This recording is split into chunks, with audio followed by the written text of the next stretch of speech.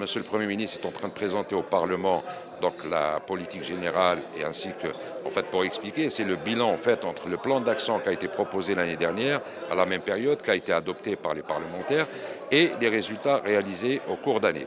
Aujourd'hui, il a annoncé certains chiffres, spécialement côté économique, où il y a un excédent. Il y a 4 thèmes prioritaires, donc la justice, bien évidemment, le commerce, ainsi que la diplomatie.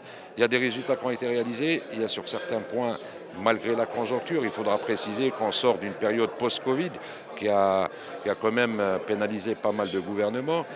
Ensuite, il y a la crise ukrainienne avec toutes ses conséquences sur le côté économique. Malgré ça, il y a des chiffres prometteurs, il y a des résultats positifs. La balance, il y a un excès de positif, il y a un résultat positif plutôt. Bon, nous osons espérer plus, mais il n'est pas facile. Vu la conjoncture actuelle et ce qu'on a subi pendant les 3 dernières années, j'estime que c'est un exploit pour commencer. Comment vous voyez exactement 2023 est-ce qu'on s'attendra à un décalage économique? On parle, ça fait des années, des années.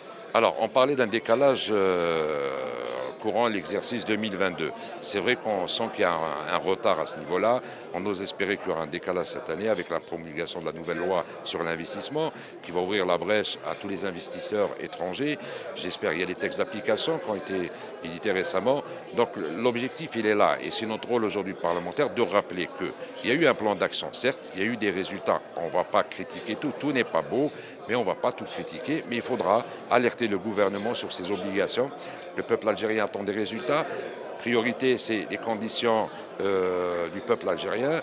Bien évidemment, nous, comme porte-parole, on est là pour faire ce rappel et booster ce gouvernement pour réaliser d'autres exploits.